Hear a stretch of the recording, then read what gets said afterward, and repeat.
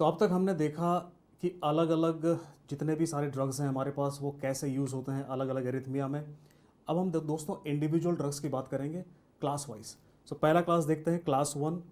और class one में जो ड्रग्स हैं जैसे कि मैंने आपको पहले बताया है ये क्या है, सोडियम चैनल ब्लॉकर्स हैं।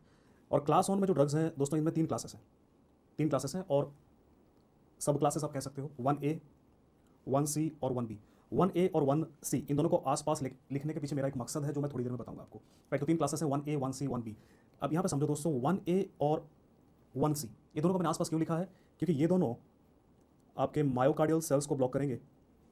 और ये मायोकार्डियल सेल्स ब्लॉक कहाँ पे होगा, ना केवल आपके आर्ट्रियम में बल्कि आपके वेंट्रिकल्स में भी ब्लॉक होंगे। 1B दोस्तों इस तरफ देखो, 1B की अगर हम बात करें तो ये भी आपके मायोकार्डियल सेल्स को ब्लॉक करेंगे, पर ये सिर्फ वेंट्रिकल्स में करेंगे, आर्ट्रियम में नहीं करेंगे। मतलब आर्ट्रियल एरिथमिया में इनका यूज़ नहीं होगा। जैसे कि देखो अगर हम आर्ट्रियम में ब्लॉक करेंगे तो यूज़ कहाँ पे होगा, सुप्रा वेंट्रिकुलर टैकिकार्डिया। इनका यूज़ कहाँ पे होगा, सुप्रा वेंट्रिकुलर टैकिकार्डिया, जैसे कि आर्ट्रियल फिब्रिलेशन में होगा और आर्ट्रियल फ्लटर पे होगा। वेंट्रिकल्स में है तो कहाँ यूज़ होगा, वेंट्रिकुलर एरिथमिया में, जैसे कि वेंट्रिकुलर टैकिकार्डिया और वेंट्रिकुलर फिब्रिलेशन। तो कहने का मतलब ये है कि जो 1A और 1C ड्रग्स हैं ये दोनों में यूज़ हो सकते हैं। पर यहाँ पे मैं आपको थोड़ा सा एक बात बता दूँ। देखो जब भी हम मायोकार्डियल सेल्स में आर्ट्रियम और वेंट्रिकल्स को टारगेट करेंगे और इन एरिथमिया के लिए यूज़ करेंगे तो ओवरऑल हम किसको सबसे ज़्यादा प्रीफर करेंगे। देखो यहाँ पे सबसे ज़्यादा प्रीफर हम पोटेशियम चैनल ब्लॉकर्स को करते हैं, उसके बाद 1A को करते हैं, उसके बाद 1C को करते हैं। मतलब 1A और 1C में भी हम 1A को ज़्यादा प्रीफर करते हैं। क्यों, इसके पीछे एक सिंपल सा रीज़न है। ये जो 1C वाले ड्रग्स हैं ये मोस्ट एरिथमोजेनिक है। अब इस बात को समझो, एरिथमोजेनिक का मतलब क्या होता है। एरिथमोजेनिक का मतलब एक ड्रग जो खुद एरिथमिया कर सकता है। तो एंटी एरिथमिक ड्रग्स के बारे में ये विचित्र सी बात है कि वो एरिथमिया के ट्रीटमेंट में यूज़ तो होते हैं, साथ ही साथ वो खुद भी एरिथमिया कर सकते हैं। तो ये बात आपने समझना जरूरी है। तो एक बेसिक सी बात मैंने बताई आपको यहाँ पे, और ये बात मैं आपको पहले भी बता चुका हूँ कि जब भी हम मायोकार्डियल सेल को ब्लॉक करना चाहते हैं, याद करिए कुछ देर पहले ही बताया था, तो किसको ब्लॉक करना होता है, सोडियम को या पोटेशियम को। उनमें से किसको चुनेंगे, पोटेशियम चैनल ब्लॉकर्स को सबसे पहले चुनेंगे, उसके बाद 1A, उसके बाद 1C। अब आते हैं 1B। अच्छा 1B क्या बोला है, ये सिर्फ वेंट्रिकल्स में ब्लॉक कर रहे हैं। मतलब 1B का जो यूज़ होगा वो वेंट्रिकुलर टेकिकार्डिया में होगा। सो दोस्तों मैं शॉर्ट फॉर्म यूज़ करूँगा, वेंट्रिकुलर टेकिकार्डिया VT, और वेंट्रिकुलर फिब्रिलेशन में यूज़ होगा। तो जो 1B के ड्रग्स हैं वो सिर्फ वेंट्रिकुलर एरिथमिया में यूज़ होंगे। ब्रैकेट करके लिख दूंगा कि ये आर्ट्रियल एरिथमिया में यूज़ नहीं होते। तो अगर आर्ट्रियम का एरिथमिया है, आर्ट्रियल फिब्रिलेशन, फ्लटर, सुप्रा वेंट्रिकुलर टैकिकार्डिया जो कि PSVT, उन सब में यूज़ नहीं होंगे। तो ये एक इंपॉर्टेंट चीज़ है जो आपके एग्जाम में सवाल आ सकता है आपको। तो बेसिकली मैंने आपको ओवरऑल यूजेस समझाया यहाँ पे, ताकि आपको रट्टा ना मारना पड़े कि 1A का स्पेसिफिक ड्रग का क्या यूज़ है। तो ये बेसिक चीज़ आप समझ सकते हैं। तो दोस्तों मैंने क्या कहा था, जब भी हमें AV नोड को ब्लॉक करना होता है तो हम अलग अलग ड्रग्स यूज़ करते हैं, वेरापामिल, बीटा ब्लॉकर और वो सब ड्रग्स बताए थे मैंने। पर जब भी मुझे मायोकार्डियल सेल को ब्लॉक करना होता है तो मैं या तो सोडियम चैनल ब्लॉकर यूज़ कर सकता हूँ या फिर मैं पोटेशियम चैनल ब्लॉकर यूज़ कर सकता हूँ। राइट, तो ये बताया था मैंने बात आपको। अब इनमें से इंडिविजुअल क्लासेस को देखते हैं। पहले हम बात करेंगे दोस्तों क्लास 1A की। तो क्लास 1A की बात अगर हम करें तो क्लास 1A में जो सबसे इंपॉर्टेंट ड्रग है वो है क्विनिडीन। और क्विनिडीन के बारे में सबसे पहले इसका रूट हमें पता होना चाहिए। अच्छा, इससे पहले कि मैं आगे रूट पे बढ़ूँ, क्लास 1A का मैं आपको एक कॉमन साइड इफेक्ट बता दूँ। क्लास 1A के जो ड्रग्स हैं वो QT को बड़ा करते हैं, QT प्रोलॉन्गेशन करते हैं, और इसकी वजह से ये क्या कर सकते हैं, टॉर्साडेज डी पॉइंटेस कर सकते हैं। टॉर्साडेज डी पॉइंटेस एक फेटल कार्डियक एरिथमिया है जो किसके साथ दिखता है, ये सवाल आता है। और ये प्रोस्पेक्टिव क्वेश्चन है दोस्तों, आपके एग्जाम में आने वाले समय में सवाल आ सकता है, कौन सा ड्रग एरिथमिया का इनमें से टॉर्साडेज कर सकता है एज अ साइड इफेक्ट। आपका आंसर होगा क्विनिडीन। रूट की अगर हम बात करें, इसको ओरल रूट से दिया जाता है। इसका मतलब इसको दिया जाएगा लॉन्ग टर्म मैनेजमेंट, MX, ये शॉर्ट फॉर्म में यूज करूंगा मैनेजमेंट के लिए। लॉन्ग टर्म ओरल रूट से दे रहे हैं। कहाँ यूज होगा बताया मैंने आपको, कहाँ यूज हो सकता है, आर्टरियल फिब्रिलेशन फ्लटर में, वेंट्रिकुलर टैकिकार्डिया, वेंट्रिकुलर फिब्रिलेशन में, किसके लिए, लॉन्ग टर्म मैनेजमेंट के लिए यूज हो सकता है। अच्छा, अब अगर हम क्विनिडीन की साइड इफेक्ट की बात करें तो क्विनिडीन का जो सबसे कॉमन साइड इफेक्ट है दोस्तों वो है डायरिया। राइट, सो इसका सबसे कॉमन साइड इफेक्ट है डायरिया, और इसमें कुछ नर्सिंग इंप्लीकेशन है। मतलब एज ए नर्स आपको पेशेंट को कुछ बताना पड़ेगा ताकि उसको डायरिया का जो सिम्टम्स है वो कम हो। So what will ask the patient, will ask the patient to take the drug with, तो ये जो सिंबल ये मैं यूज करूंगा विथ, तो शॉर्ट फॉर्म मैंने बताया था ताकि लेक्चर जो है कंडेंस्ड हो, शॉर्ट फॉर्म हम यूज करेंगे, टू टेक विथ फूड। तो आप पेशेंट को कहेंगे भाई साहब खाने के साथ इसको लेंगे आप, तो आपको ये जो सिम्टम है ये कम होगा। तो एक इंपॉर्टेंट नर्सिंग इंप्लीकेशन है जो आपके एग्जाम में सवाल आ सकता है। दूसरा, ये अल्फा 1 ब्लॉकर है तो ये हाइपोटेंशन कर सकता है, हाइपोटेंशन कर सकता है। तीसरा, जब भी आप क्विनिडीन देंगे तो एक साइड इफेक्ट होगा, उसे हम कहते हैं सिंकोनिज्म। और सिंकोनिज्म में क्या होता है, टिनिटस और वर्टाइगो होता है। तो टिनिटस मतलब क्या होता है, इसमें कान में घंटी बजने जैसी आवाज़ ऑटोमेटिकली आएगी उनको। वर्टाइगो में क्या होता है, चक्कर आता है पेशेंट को। तो ये जो चीज़ है ये आपको पेशेंट को बताना पड़ेगा, नहीं तो वो क्या होगा, परेशान हो जाएंगे। दोस्तों यहाँ पे एक इंपॉर्टेंट ड्रग इंटरेक्शन है जो आपको ध्यान में रखना है। ड्रग इंटरेक्शन क्या है, क्विनिडीन क्या कर सकता है, quinidine can increase digoxin concentration. So digoxin के कंसंट्रेशन को बढ़ा सकते हैं और टॉक्सिसिटी करा सकते हैं। मतलब अगर मेरा पेशेंट क्विनिडीन पे है पहले से और वहाँ पे मैं नॉर्मल डोजेस डिजॉक्सिन का दूंगा तो टॉक्सिसिटी होगा। तो जाहिर सी बात है कि जब भी किसी पेशेंट को डिजॉक्सिन दिया जाएगा आपको देखना है क्विनिडीन पे तो नहीं है। इस केस में अगर क्विनिडीन पे है तो हम क्या करेंगे दोस्तों, हम डोज को कम कर देंगे। तो इंपॉर्टेंट ड्रग इंटरेक्शन है ये, एक छोटा सा ड्रग इंटरेक्शन जो आपको याद रखना है। दूसरे ड्रग की बात करते हैं यहाँ पे, क्लास 1 में जो ड्रग है प्रोकेनामाइड है।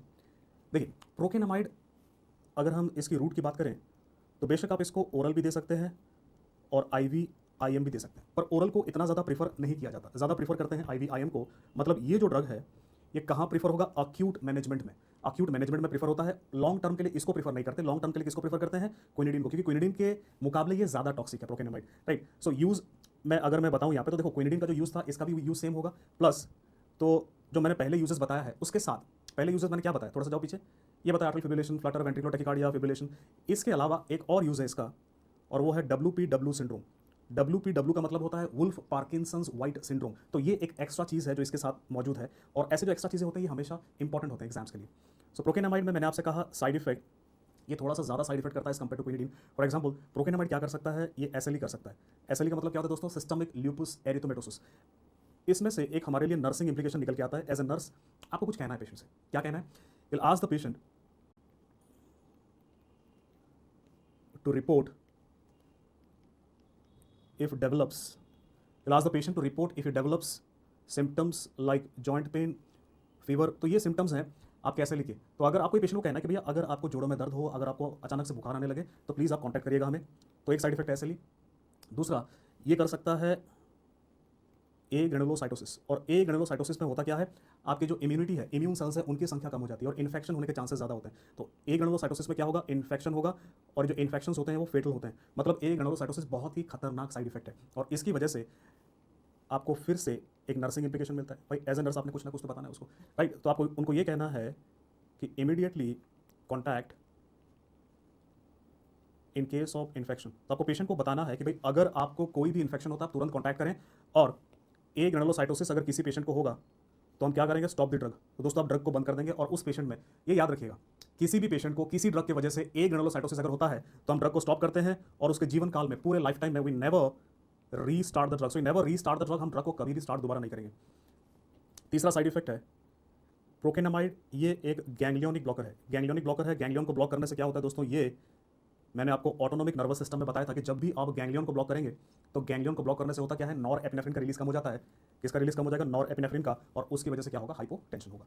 तो ये दूसरा ड्रग है आपका। पहला ड्रग मैंने बताया क्विनिडीन, दूसरा प्रोकेनामाइड। अब तीसरे ड्रग की बात करते हैं। तीसरा जो ड्रग है दोस्तों, तीसरा जो ड्रग है वो है डाइसोपायरामाइड। तीसरा ड्रग है डाइसोपायरामाइड और ये जो ड्रग है इसका रूट ऑफ एडमिनिस्ट्रेशन ओरल है। मतलब इसको भी हम यूज़ करेंगे क्विनिडीन की तरह लॉन्ग टर्म मैनेजमेंट में। यूज़ मैं आपको पहले ही बता चुका हूँ। डाइसोपायरामाइड का जो साइड इफेक्ट है ज़्यादातर एंटी कोलिनर्जिक साइड इफेक्ट करता है। दोस्तों एंटी कोलिनर्जिक साइड इफेक्ट क्या होता है मैं पहले ही बता चुका हूँ आपको, उसके एग्जांपल्स ऑटोनोमिक नर्वस सिस्टम में। तो यहाँ पे साइड इफेक्ट्स होंगे जैसे कि कॉन्स्टिपेशन, ड्राई माउथ। तो ये जो साइड इफेक्ट्स हैं ये एंटी कोलिनर्जिक हैं। तो डाइसोपायरामाइड वैसे इतना इंपॉर्टेंट नहीं है। क्लास 1A में दो ड्रग्स जो इंपॉर्टेंट है वो एक तो क्विनिडीन है, दूसरा प्रोकेनामाइड। तो ये दो ड्रग बहुत इंपॉर्टेंट है, इनके बारे में आपको ध्यान रखना है। अब बात करते हैं क्लास 1B के ड्रग्स की। तो दोस्तों क्लास 1B की अगर मैं बात करूँ, सॉरी 1B में हम बाद में जाएंगे, पहले हम क्लास 1C से निपट लेते हैं। तो क्लास 1C की बात करते हैं। तो देखिए क्लास 1C में जो पहला ड्रग है वो है फ्लेकेनाइड, और फ्लेकेनाइड का जो रूट है वो ओरल है। मतलब इसको हम देते हैं लॉन्ग टर्म मैनेजमेंट के लिए, और इसका जो यूज़ है, पहले तो मैंने यूज़ बताया हुआ है आपको, आर्टरियल फिब्रिलेशन, फ्लटर, बाकी सारे यूजेस जो हैं वो एक जैसे हैं।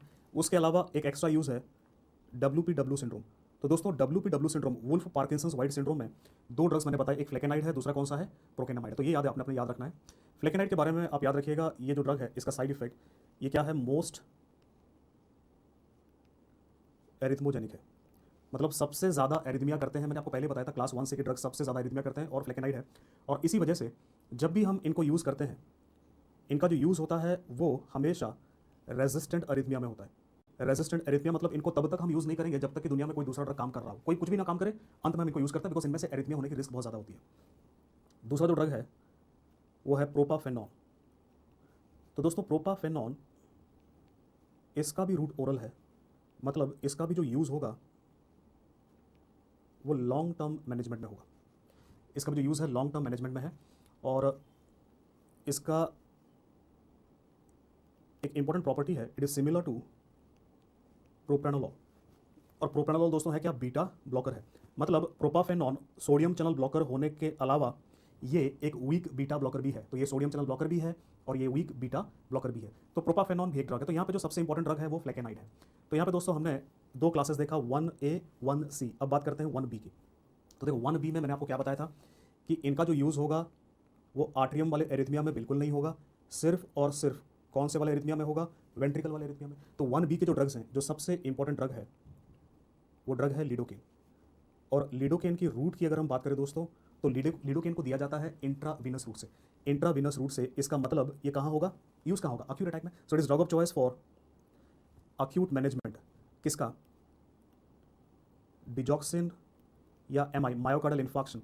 एमआई का मतलब मायोकार्डियल इन्फार्क्शन या डिजॉक्सिन इंड्यूस्ड वेंट्रिकुलर टेकिकार्डिया या वेंट्रिकुलर फिब्रिलेशन। तो शॉर्ट फॉर्म में यूज करूंगा, वीटी का मतलब वेंट्रिकुलर टेकिकार्डिया, वीफिब का मतलब वेंट्रिकुलर फिब्रिलेशन। सो डिजॉक्सिन या एमआई इंड्यूस वीटी या वीफिब में के अक्यूट मैनेजमेंट में ड्रग ऑफ चॉइस क्या होगा, लिडोकेन। दोस्तों ये बहुत इंपॉर्टेंट प्रोस्पेक्टिव क्वेश्चन है, ये बहुत इंपॉर्टेंट प्रोस्पेक्टिव क्वेश्चन है। इस पर आपको आने वाले समय में आपके एग्जाम्स में सवाल आ सकता है। सो लिडोकेन के बारे में ये इंपॉर्टेंट चीज़ है। साइड इफेक्ट की अगर हम बात करें तो इसका जो साइड इफेक्ट है वो न्यूरोलॉजिकल होता है, जैसे कि इससे ड्राउजीनेस होगा, मतलब हमेशा नींद नींद जैसा लगेगा। इससे ड्राउजीनेस हो सकता है, पैरास्थेजिया होगा। पैरास्थेजिया का मतलब जो सेंसिटिविटी होती है, तो यहाँ पे नमनेस होगा, सेंसिटिविटी कम होगा। और ये सीजर भी कर सकते हैं, मतलब इनसे दौरा भी पड़ सकता है। अब इन सीजर में आपको एक चीज़ ध्यान रखना है कि इन सीजर के लिए हम फेनिटोइन को यूज़ नहीं करते। इनके ट्रीटमेंट में आप डायजेपाम यूज़ करेंगे, डायजेपाम यूज़ करेंगे, फेनिटोइन यूज़ नहीं होगा। तो ये एक इंपॉर्टेंट पॉइंट है जो आपने याद रखना है। तो एक ड्रग हुआ लिडोकेन। दूसरा जो ड्रग है वो है मैक्सिलेटिन। तो दोस्तों मैक्सिलेटिन के बारे में एक चीज़ आपको पता होना चाहिए कि इसका जो रूट है इसको आप ओरल भी दे सकते हैं, आईवी भी दे सकते हैं। तो मैक्सिलेटिन को हमने जानबूझ करके लिडोकेन से बनाया, लिडोकेन के स्ट्रक्चर को थोड़ा सा चेंज किया हमने ताकि हम उसको ओरल रूट से दे सकें। और इसका जो यूज़ है वो सिमिलर है किसके साथ, जाहिर सी बात है किसके साथ, लिडोकेन के साथ। सो इसका जो यूज़ है बिल्कुल लिडोकेन की तरह है, बिल्कुल लिडोकेन की तरह यूज़ है। आप इसको ओरल रूट से भी दे सकते हैं, आप इसको इंट्राविनस रूट से भी दे सकते हैं। तो ये पहला क्लास का हमने बात किया यहाँ पे सोडियम चैनल ब्लॉकर। अब बात करते हैं दूसरे क्लास की, क्लास टू ड्रग्स की बात करते हैं। और क्लास 2 में हमारे पास जो ड्रग्स हैं दोस्तों उन्हें हम कहते हैं बीटा ब्लॉकर, जो कि यहाँ पे कौन से रिसेप्टर को ब्लॉक कर रहे हैं। बीटा में तो बहुत सारे रिसेप्टर हैं, एरिथमिया जिस वजह से हम यूज़ कर रहे हैं वो रिसेप्टर है बीटा 1 रिसेप्टर। तो जो बीटा 1 रिसेप्टर है इसको ब्लॉक करते हैं। अब दोस्तों आप समझो यहाँ पे ज़रा सा, अगर मैं आपके हार्ट की बात करूँ, सपोज मैं आपका हार्ट ड्रॉ करता हूँ, ये आपका हार्ट है और मैंने आपको पहले समझाया था आपका एसए नोड होता है, एवी नोड होता है और ये आपका कंडक्शन सिस्टम होता है और फिर आकर के एक ये मायोकार्डियल सेल को सप्लाई करता है। तो ये आपका सपोज मायोकार्डियल सेल है। तो आप समझो यहाँ पे ध्यान से, बीटा 1 रिसेप्टर ये आपका एसए नोड है।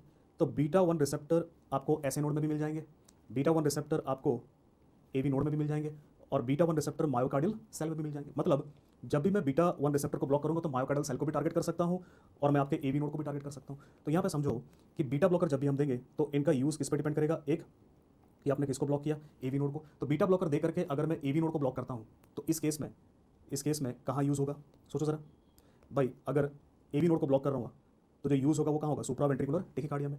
जैसे कि आप पीएसवीटी में यूज़ कर सकते हैं, तो पीएसवीटी में इसका अक्यूट मैनेजमेंट के लिए यूज़ होता है। आप यूज़ कर सकते हैं आर्ट्रियल फिब्रिलेशन में और आर्ट्रियल फ्लटर में। तो यहाँ पे आप अक्यूट मैनेजमेंट के लिए भी यूज़ कर सकते हैं, आप लॉन्ग टर्म मैनेजमेंट के लिए यूज़ कर सकते हो। तो दोस्तों यहाँ पे समझो कि बीटा ब्लॉकर्स, मेरा कहने का मतलब ये है कि बीटा ब्लॉकर को मैं अक्यूट मैनेजमेंट भी यूज़ कर सकता हूँ और लॉन्ग टर्म मैनेजमेंट में भी यूज़ कर सकता हूँ। जब भी मैं अक्यूट मैनेजमेंट में यूज़ करूँगा इंट्राविनस ड्रग दूंगा, और इंट्राविनस ड्रग कौन सा यूज़ करते हैं हम, एस्मोलोल। पर जब हम लॉन्ग टर्म मैनेजमेंट के लिए यूज़ करेंगे तब हम ओरल ड्रग्स देंगे। ओरल ड्रग्स कौन से देंगे, ओरल ड्रग्स जैसे कि प्रोप्रानोलॉल,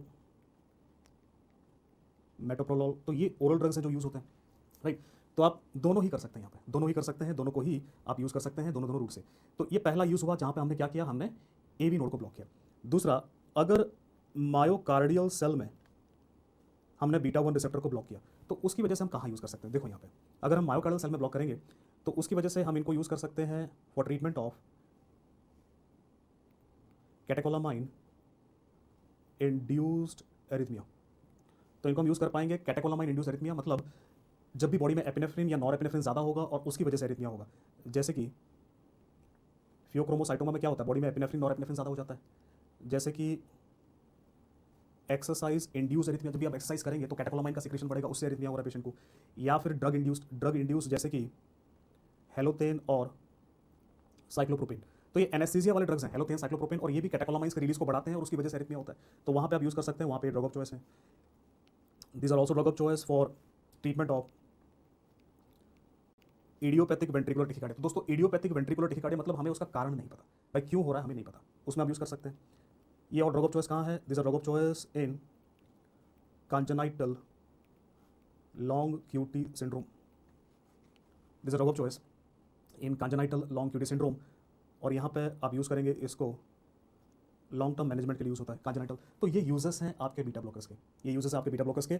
और साइड इफेक्ट की अगर हम बात करें तो यहाँ पे ये ब्रेडिकार्डिया कर सकते हैं, AV नोड को ब्लॉक कर सकते हैं। मतलब इन सिंपल वर्ड्स में ये कह सकता हूँ कि ये कंडक्शन को ब्लॉक कर सकते हैं। तो AV नोड का ब्लॉक हो सकता है, कंडक्शन ब्लॉक हो सकता है, ब्रेडिकार्डिया। तो ये कार्डियोवैस्कुलर साइड इफेक्ट जो है इनमें होता है। दोस्तों आप याद रखिएगा, ये कारण है कि इसको आप कभी भी वेरापामिल के साथ नहीं देंगे। तो वेरापामिल के साथ आप नहीं देते बिकॉज वेरापामिल खुद AV नोड को ब्लॉक करता है, और अगर हमने दोनों को दे दिया तो AV नोड टोटली ब्लॉक हो जाएगा, पेशेंट को एसिस्टोल हो जाएगा, हार्ट कॉन्ट्रैक्ट ही नहीं करेगा, मर जाएगा पेशेंट, राइट। तो ये कुछ बातें हैं जो आपने याद रखनी है। बीटा ब्लॉकर में ओरल भी दे सकते हैं, IV भी दे सकते हैं। बात करेंगे क्लास 3 एंटी एरिथमिक, और क्लास 3 में जो ड्रग्स हैं हमारे पास दोस्तों वो कौन से हैं? पोटेशियम चैनल ब्लॉकर्स हैं।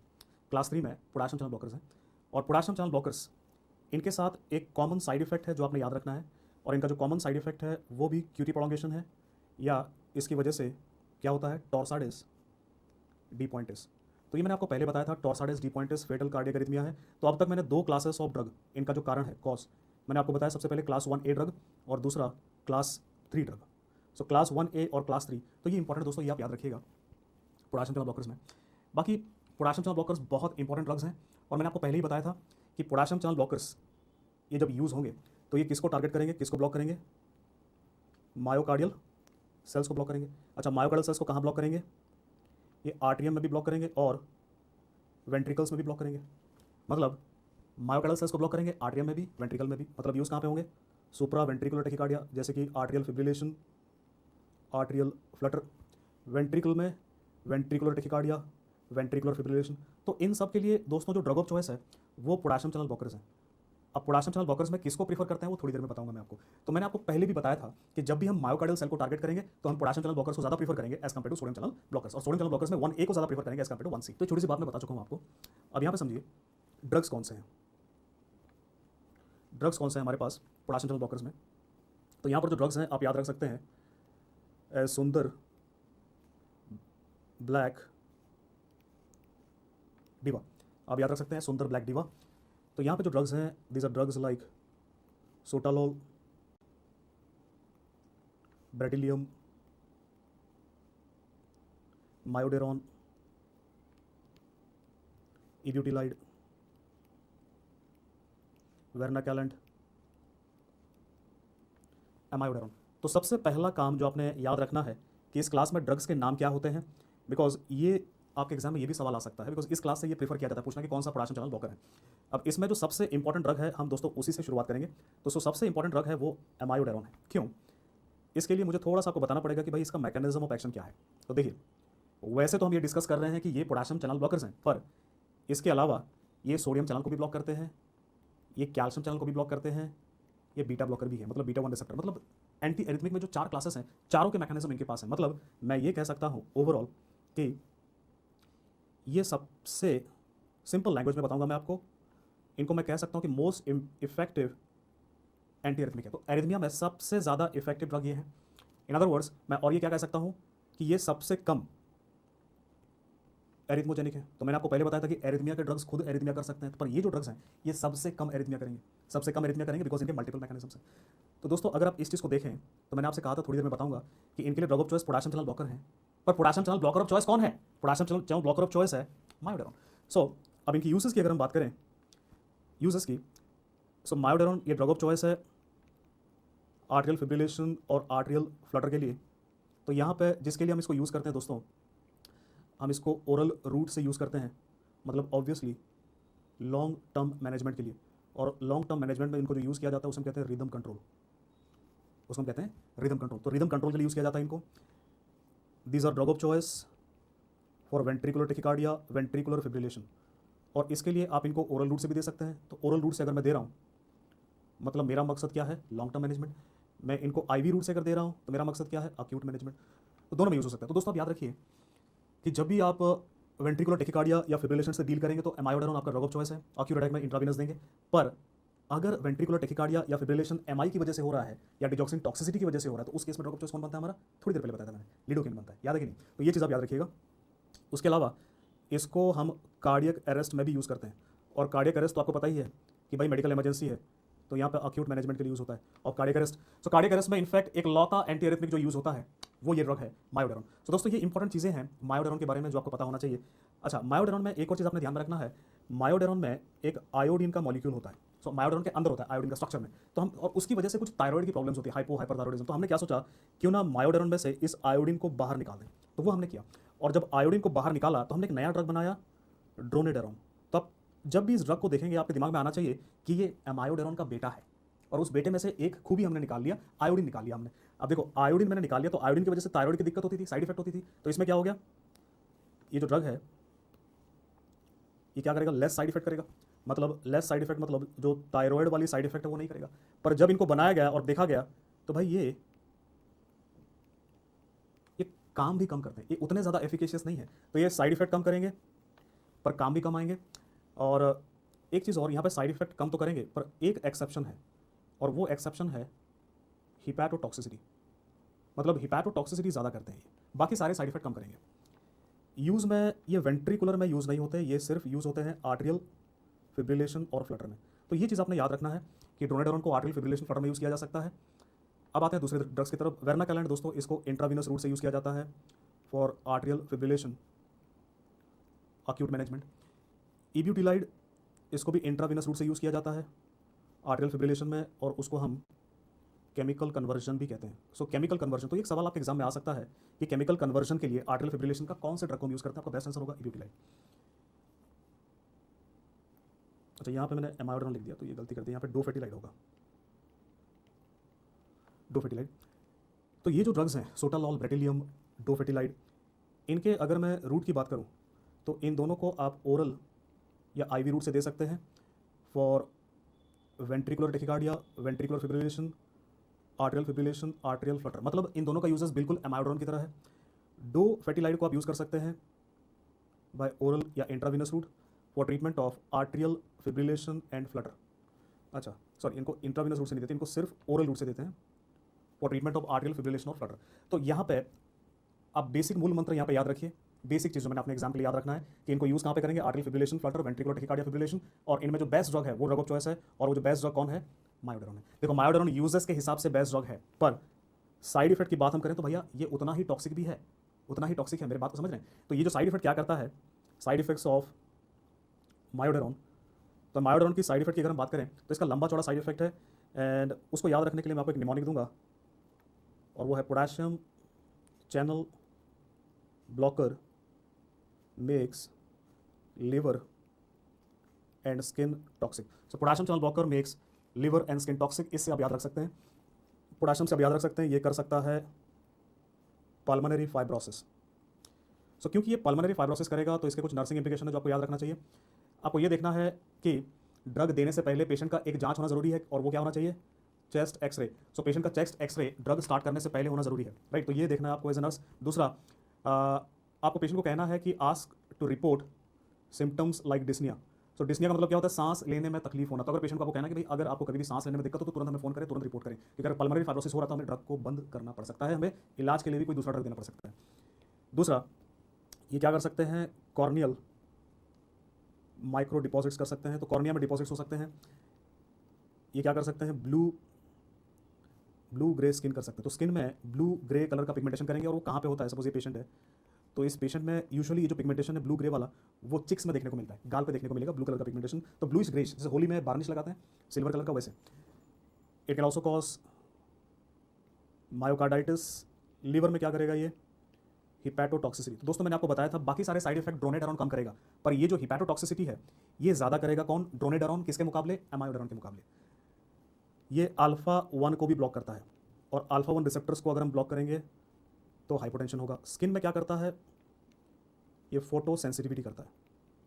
स्किन में फोटो सेंसिटिविटी करेगा, और फोटो सेंसिटिविटी से होगा क्या, लाइट से सेंसिटिविटी। मतलब जब भी पेशेंट बाहर निकलेगा धूप गिरेगा, और जहाँ धूप गिरेगा, धूप कहाँ गिरेगा, चेहरे पे, गले में, हाथ में, तो वहाँ पे क्या होगा, स्किन का रंग चेंज हो जाएगा, पिगमेंटेशन हो जाएगा। तो ब्राउन कलर का पिगमेंटेशन हो जाएगा स्किन में, जहाँ पे भी सन गिरेगा उसमें कहते हैं फोटो सेंसिटिविटी। तो यहाँ पे कुछ नर्सिंग एप्लीकेशन है, एज अ नर्स आपको कुछ बताना है, क्या कहना आपने। So ask the patient try to avoid sunlight, भाई जितना हो सके सनलाइट में अवॉइड करें। दूसरा कवरअप, मतलब कवरअप करें जितना हो सके, छाता लें या फिर ढक के चलें। और तीसरा सनस्क्रीन लगाएं। तो ये 3 चीज़ें हैं जो आपने पेशेंट को बताना है फोटो सेंसिटिविटी की वजह से। अब हम बात करेंगे थायराइड की। दोस्तों अगर मैं थायराइड की बात करूं तो ये थायराइड में हाइपोथायरॉयडिज्म और हाइपरथायरॉयडिज्म ये दोनों कर सकते हैं। ये थायराइड में हाइपो और हाइपरथायरॉयडिज्म दोनों कर सकते हैं। तो ये इंपॉर्टेंट चीज़ जो आपने ध्यान रखना है कि इनके साइड इफेक्ट्स क्या हैं। अगर मैं बताऊं आपको कि सबसे इंपॉर्टेंट ड्रग कौन सा है, सबसे इंपॉर्टेंट ड्रग एमायोडारोन है। इसका यूज़ इंपॉर्टेंट है जो मैंने पहले बताया, इसके साइड इफेक्ट्स इंपॉर्टेंट है। इन पे सारे क्वेश्चंस आएंगे आपको, साइड इफेक्ट कौन से साइड इफेक्ट है, क्या करना है इनमें। तो अब तक हमने 3 क्लास देखा, सोडियम चैनल ब्लॉकर सबसे पहला, दूसरा बीटा ब्लॉकर, तीसरा potassium channel blocker. Alright, now let's move on to class 4 anti arrhythmics. तो दोस्तों हमने अलग अलग क्लासेस की बात करी, 1, 2, 3, अब 4 की बात करते हैं। और क्लास 4 में जो ड्रग्स हैं इनको हम कहते हैं CCB या कैल्शियम चैनल ब्लॉकर्स। तो CCB या जो कैल्शियम चैनल ब्लॉकर्स हैं, इनमें 2 ड्रग्स हैं इंपॉर्टेंट जो यूज़ होते हैं, डिल्टियाज़ेम और वेरापामिल। और दोस्तों इन ड्रग्स को आप ओरल रूट से भी दे सकते हैं और आप इंट्राविनस रूट से। तो ओरल रूट से मैं आपको हमेशा कहता हूँ, ओरल रूट से हम देंगे लॉन्ग टर्म मैनेजमेंट के लिए, इंट्राविनस रूट से अक्यूट मैनेजमेंट के लिए। तो दोनों में ही यूज़ हो सकता है diltiazem verapamil, long term management, acute management, right. अब इनका यूज़ कहाँ पे होगा दोस्तों, आप याद करो मैंने क्या कहा था, ये ड्रग्स किसको टारगेट करते हैं, ये मायोकार्डियल सेल को टारगेट नहीं करते, टारगेट करते हैं आपके AV नोड को। मतलब ये यूज़ कहाँ पे होंगे, ये यूज़ हो सकते हैं PSVT। तो PSVT में अक्यूट मैनेजमेंट के लिए आप इंट्राविनस डिल्टियाज़ेम या वेरापामिल दे सकते हैं। और आर्ट्रियल फिब्रिलेशन और आर्ट्रियल फ्लटर, यहाँ पर लॉन्ग टर्म मैनेजमेंट में आप दे सकते हैं। लॉन्ग टर्म मैनेजमेंट में यहाँ पे एक चीज़ होता है जिसे हम कहते हैं रेट कंट्रोल। तो देखिए अगर रेट कंट्रोल की बात होगी तो आप ऐसे ड्रग्स यूज़ करेंगे जो AV नोड को ब्लॉक करते हैं। अगर रिदम कंट्रोल की बात होगी तो उसमें मैंने थोड़ी देर पहले बताया था आपको एमायोडारोन। तो यहाँ पे समझ लो, देखो ये आपका हार्ट है, ये आपका मायोकार्डियल सेल है, ये फायर कर रहा है बहुत ज़्यादा और उसकी वजह से आपको आर्ट्रियल फिब्रिलेशन हुआ सपोज। तो यहाँ पे मेरा 2 मकसद है, एक तो इसको ब्लॉक करूँगा और इसको ब्लॉक करूँगा तो रिदम कंट्रोल होगा। रिदम कंट्रोल क्यों होगा, क्योंकि आपको पता है कि ये ऐसे नोड है और एक्शन पोटेंशियल बनाने की जिम्मेदारी सिर्फ ऐसे नोड की होनी चाहिए, और यहाँ पे एक्शन पोटेंशियल ये भी बना रहा है। तो हार्ट का रिदम साइनस नहीं है, रिदम साइनस रिदम होने के लिए मुझे क्या करना पड़ेगा, फिर से सिर्फ इसी को ही एक्शन पोटेंशियल बनाने की जिम्मेदारी देनी पड़ेगी, और उसके लिए मुझे इन सेल्स को ब्लॉक करना पड़ेगा। तो रिदम कंट्रोल के लिए आप क्या करेंगे, मायोकार्डियल सेल को ब्लॉक करेंगे। और मायोकार्डियल सेल को अगर हमने ब्लॉक करना है, किसको ब्लॉक किया हमने, मायोकार्डियल सेल को। और अगर मायोकार्डियल सेल को ब्लॉक करना है तो क्या यूज़ कर सकते हैं, पोटेशियम चैनल ब्लॉकर या सोडियम चैनल ब्लॉकर। और जो प्रीफर्ड ड्रग है पोटेशियम चैनल ब्लॉकर है और वो है मायोडारोन। तो थोड़ी देर पहले मैंने बताया था amiodarone is drug of choice for rhythm control. पर यहाँ से जो एक्शन पोटेंशियल है अगर वो नीचे आ जाएगा तो जो आपका वेंट्रिकुलर रेट है वो बढ़ जाएगा। तो मेरे को इसको भी रोकना है और उसके लिए मुझे किसको ब्लॉक करना पड़ेगा, AV नोड को। तो इसके लिए मुझे AV नोड को ब्लॉक करना पड़ेगा और उसके लिए मैं क्या यूज़ कर सकता हूँ, बीटा ब्लॉकर यूज़ कर सकता हूँ, मैं कैल्शियम चैनल ब्लॉकर यूज़ कर सकता हूँ, मैं डिजॉक्सिन यूज़ कर सकता हूँ। हालांकि जो ड्रग ऑफ चॉइस है वो बीटा ब्लॉकर है। तो 2 चीज़ें हैं दोस्तों यहाँ पे। तो इनको जो यूज़ किया जाएगा इसे हम कहेंगे rate control, because AV node को ब्लॉक करने से वेंट्रिकल का रेट कम हो जाएगा और इसको ब्लॉक करेंगे तो रिदम सही हो जाएगा। तो 2 चीज़ें हैं यहाँ पे, याद रखिएगा। रिदम कंट्रोल का ड्रग ऑफ चॉइस क्या है, मायोडारोन। रेट कंट्रोल का ड्रग ऑफ चॉइस क्या है, बीटा ब्लॉकर। हालांकि हम कैल्शियम चैनल ब्लॉकर और डिजॉक्सिन को भी यूज़ कर सकते हैं। तो कैल्शियम चैनल ब्लॉकर के बारे में बताया मैंने आपको। अब देख लो side effect, calcium channel blockers का साइड इफेक्ट क्या है। ये ब्रेडिकार्डिया कर सकते हैं, हाइपोटेंशन कर सकते हैं, इनकी वजह से हेडेक हो सकता है और कॉन्स्टिपेशन हो सकता है। तो मैं पहले ही बता चुका हूँ, ब्रेडिकार्डिया करेंगे, हाइपोटेंशन करेंगे, हेडेक करेंगे। एक और साइड इफेक्ट है AV नोड का कंडक्शन को ब्लॉक करेंगे और इस वजह से मैंने बताया था इनको कॉन्ट्रा इंडिकेटेड है किसके साथ, बीटा ब्लॉकर के साथ। ये इंपॉर्टेंट है, मैं आपको पहले भी बता चुका हूँ। तो साइड इफेक्ट में ज़्यादा स्ट्रेस मैं यहाँ पे नहीं दूंगा, बिकॉज कैल्शियम चैनल ब्लॉकर्स में फिर से डिस्कस करूँगा वेज़ोडाइलेटर्स के टॉपिक में, और वहाँ पर हम डिटेल में साइड इफेक्ट्स को एनालाइज करेंगे, राइट। तो ये क्लास 4 ड्रग हुआ आपका। अब दोस्तों आते हैं जो सबसे लास्ट क्लास है या क्लास 5 आप कह लीजिए। और क्लास 5 जो है इसमें मिसलेनियस ड्रग्स हैं। और मिसलेनियस ड्रग्स में हमारे पास ड्रग्स हैं जैसे कि एडेनोसिन। मिसलेनियस ड्रग्स में हमारे पास ड्रग्स हैं जैसे कि एडेनोसिन। एडेनोसिन की मैकेनिज्म ऑफ एक्शन की बात अगर हम करें तो ये ब्लॉक करेगा किसको, AV नोड को। तो ये AV नोड को ब्लॉक करता है और इसी वजह से इसका जो यूज़ होगा, जाहिर सी बात है, कोई ऐसा एरिथमिया जो आर्ट्रियम में होगा। It is drug of choice for treatment of PSVT। ये बहुत इंपॉर्टेंट MCQ है। PSVT का ड्रग ऑफ चॉइस क्या है? ये प्रोस्पेक्टिव क्वेश्चन है, ये वेरी इंपॉर्टेंट क्वेश्चन पॉइंट है।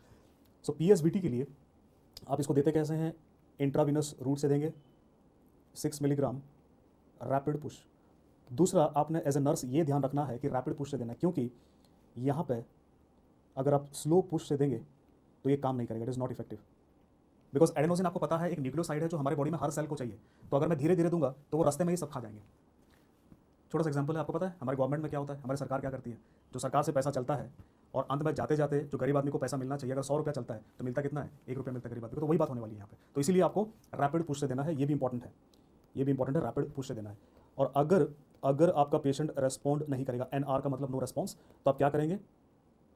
रिपीट 12 मिलीग्राम, तो 12 मिलीग्राम फिर से रिपीट कर दीजिएगा इसमें, तो मोस्टली पेशेंट रेस्पॉन्ड कर जाते हैं। दूसरा, इसका जो हाफ लाइफ है वो सेकंड्स में है, 1 से 5 सेकंड। सो इन अदर वर्ड्स, एक इंपॉर्टेंट पॉइंट है जो मैं आपको बताना चाहूँगा यहाँ पे, in fact adenosine it is the shortest acting anti arrhythmic. मतलब दोस्तों हमारे पास जितने भी एंटी एरिथमिक ड्रग्स हैं उसमें से सबसे शॉर्टेस्ट एक्टिंग ये है। एक और बात याद रखिएगा, जो लॉन्गेस्ट एक्टिंग एंटी एरिथमिक है वो मायोडेरोन है और इसका ड्यूरेशन ऑफ एक्शन तकरीबन 53 डेज है। तो याद रखिएगा दोस्तों, शॉर्टेस्ट एक्टिंग ड्रग कौन है? एडेनोसिन। लॉन्गेस्ट एक्टिंग ड्रग कौन है? मायोडेरोन। अब बात करते हैं एडेनोसिन की साइड इफेक्ट की। देखो एडेनोसिन क्या कर सकता है, ये हाइपोटेंशन कर सकता है, ये वेजो डायलेटेशन कर सकता है, उसकी वजह से हाइपोटेंशन हो सकता है। दूसरा, ये फ्लशिंग कर सकता है, तो वेजो डायलेटेशन, ब्लड वेसल डायलेट करेगा तो जो पेशेंट का चेहरा है, गला है, वो रेड कलर का हो जाएगा, उसे हम फ्लशिंग कहते हैं। प्लस ये आर्ट्रियल फिब्रिलेशन भी कर सकता है। तो ये आर्ट्रियल फिब्रिलेशन कर सकता है, इसीलिए इसको आर्ट्रियल फिब्रिलेशन फ्लटर में हम यूज़ नहीं करते। इसका केवल एक ही यूज़ है और वो है PSVT, पैरोक्सिस्मल सुप्रा वेंट्रिकुलर टैकिकार्डिया, राइट। तो ये चीज़ें हैं एडेनोसिन के बारे में जो आपने याद रखनी है। दूसरा जो ड्रग है वो है मैग्नीशियम सल्फेट। तो दोस्तों अगर हम मैग्नीशियम सल्फेट की बात करें, मैग्नीशियम सल्फेट, तो मैग्नीशियम सल्फेट इसका जो रूट है एरिथमिया में वो इंट्रावीनस रूट है, मतलब इसको अक्यूट मैनेजमेंट के लिए किया जाएगा। तो कहाँ यूज़ होता है? देखिए इसको यूज़ किया जाता है, इनफैक्ट ड्रग ऑफ चॉइस है फॉर ट्रीटमेंट ऑफ टॉर्साइडस डिपॉइंटिस। तो मैंने आपको बताया था कि फेटल बहुत ही खतरनाक कार्डियक एरिथमिया है जिसका नाम है टॉर्साइडस डिपॉइंटिस। किसकी वजह से होता है? QT प्रोलॉन्गेशन की वजह से होता है। और टॉर्साइडस डिपॉइंटिस में 1 से 2 ग्राम आपने देना है, 1 से 2 ग्राम। और इसमें याद रखिएगा, इसमें स्लो IV पुश। एडेनोसिन में सब उल्टा पुल्टा है, तो ये आपको ध्यान रखना है। एडेनोसिन में रैपिड था, यहाँ पे स्लो था। यहाँ पे स्लो क्यों है? क्योंकि अगर आप रैपिड देंगे तो यहाँ पे दिक्कत होगा, हाइपर रिफ्लेक्सिया होगा, फ्लशिंग होगा, तो ऐसे दिक्कतें आपको आ सकती हैं अगर आप रैपिड IV पुश देंगे। अच्छा, इसका मैकेनिज्म ऑफ एक्शन नहीं बताया मैंने, ये कैसे काम करता है। मैग्नीशियम सल्फेट ये कैल्शियम चैनल्स को ब्लॉक करता है। So magnesium sulphate in other words I can say is a calcium channel blocker. So एक कैल्शियम चैनल ब्लॉकर है, आप ये भी कह सकते हैं, राइट। तो इतनी बातें आपने याद रखनी है। मैग्नीशियम सल्फेट में जो सबसे इंपॉर्टेंट बात है दोस्तों, सबसे इंपॉर्टेंट बात, ये 2 बातें हैं प्रोस्पेक्टिव क्वेश्चन। एक तो कहाँ ड्रग ऑफ चॉइस है, दूसरा प्रोस्पेक्टिव क्वेश्चन देते कैसे हैं। अब बात करते हैं तीसरा ड्रग की, एट्रोपिन। तो एट्रोपिन के बारे में अगर मैं बताऊं आपको दोस्तों, इसका इफेक्ट क्या होता है, एट्रोपिन का इफेक्ट क्या है, मैंने आपको ऑटोनॉमिक नर्वस सिस्टम में बताया था कि एट्रोपिन क्या करेगा, आपके SA नोड को भी स्टिमुलेट करेगा, AV नोड को भी स्टिमुलेट करेगा, जिसकी वजह से हार्ट रेट बढ़ेगा और AV नोड में कंडक्शन बढ़ेगा। तो हार्ट रेट बढ़ेगा, कंडक्शन बढ़ेगा, तो यूज़ कहाँ पे होगा? Atropine is drug of choice for treatment of bradycardia में यूज़ होता है ये। दूसरा, ये ड्रग ऑफ चॉइस तो नहीं है पर सिस्टोल में भी यूज़ हो सकता है जहाँ पे कंडक्शन ब्लॉक हो चुका हो, और इसके लिए इसका रूट जाहिर सी बात इंट्रावीनस होगा, 1 ग्राम IV देंगे। और मैक्सिमम जो है, सॉरी 1 ग्राम नहीं है, 1 मिलीग्राम IV देंगे और मैक्सिमम 3 मिलीग्राम तक डोज है। तो याद रखिएगा दोस्तों, यहाँ पे एट्रोपिन का साइड इफेक्ट में, यहाँ पे जो उसके यूजुअल साइड इफेक्ट है मैं उसकी बात नहीं कर रहा। अगर आप एट्रोपिन को लो डोज में देंगे, less than 0.5 milligram I mean, तो इस केस में क्या होगा, there would be paradoxical bradycardia. मतलब जो डोज होगा ब्रेडिकार्डिया में वो 0.5 मिलीग्राम से ज़्यादा होना चाहिए। तो तकरीबन 1 मिलीग्राम के आसपास देते हैं, तो 0.5 to 1 कह लीजिए, to be safer side 1 milligram कह रहा हूँ मैं यहाँ पे। 0.5 से अगर मैंने कम दिया, जैसे कि 0.4 दे दिया, तो उसमें क्या होगा, ब्रेडिकार्डिया में और ब्रेडिकार्डिया हो जाएगा, and that is because of central parasympathomimetic effect, जो कि बहुत कॉम्प्लिकेटेड है, वहाँ पर मैं नहीं जाऊँगा क्यों होता है, पर उसकी वजह से ये दिक्कत हो सकता है। इनफैक्ट ये आपके एग्जाम में सवाल पूछा गया है कि इससे कम क्यों नहीं देंगे, एक क्वेश्चन आपके एग्जाम में, नर्सिंग एग्जाम में पूछा गया एक बार। अब हम आ चुके हैं अपने लास्ट ड्रग के पास, और वो जो ड्रग है उसका नाम है डिजॉक्सिन। तो दोस्तों देखिए, डिजॉक्सिन AV नोड को ब्लॉक करेगा, तो इसकी वजह से इसका यूज़ कहाँ पे होगा, अब ध्यान दो, इसको हम यूज़ करेंगे आर्ट्रियल फिब्रिलेशन में और आर्ट्रियल फ्लटर में यूज़ करेंगे। प्लस इसका एक और यूज़ है और वो है क्रॉनिक हार्ट फेलियर। तो डिजॉक्सिन के बारे में मैं डिटेल में बात करूंगा। हार्ट फेलियर में क्या करता है, ये हार्ट के कॉन्ट्रैक्शन को बढ़ाता है। तो अब जरा सा ध्यान दो, इसको यूज़ करने के लिए मेरे लिए सबसे बेहतर मौका क्या होगा, जब मेरे पास ऐसा पेशेंट हो जिसको हार्ट फेलियर भी हो और उसके साथ साथ आर्टियल फिब्रिलेशन या आर्टियल फ्लटर भी हो। तो उसमें मैं ओरल रूट से दूंगा इसको लॉन्ग टर्म मैनेजमेंट के लिए, ताकि मेरा हार्ट भी अच्छे से पंप करे, और क्योंकि एवी नोड को ब्लॉक कर रहा है तो उस वजह से आर्टियल फिब्रिलेशन या फ्लटर में मेरा वेंट्रिकल बचा रहे, दिक्कत ना हो। तो दोस्तों इसी के साथ हमारा एंटी एरिथमिक का टॉपिक खत्म होता है, और मैंने कोशिश किया कि आपको वाइड एक व्यू दे सकूं कि एंटी एरिथमिक ड्रग कैसे काम करते हैं, कहाँ और कैसे यूज़ हो सकते हैं। तो इससे बेहतर दोस्तों आपको कोई नहीं समझाएगा एंटी एरिथमिक ड्रग इतना डिटेल में जाकर के कि वो कैसे यूज़ होते हैं, कहाँ यूज़ होते हैं। और अगर आपने इस चीज़ को समझ लिया तो जिंदगी भर आप नहीं भूलेंगे, इवन डॉक्टर्स को भी पढ़ा सकते हैं आप।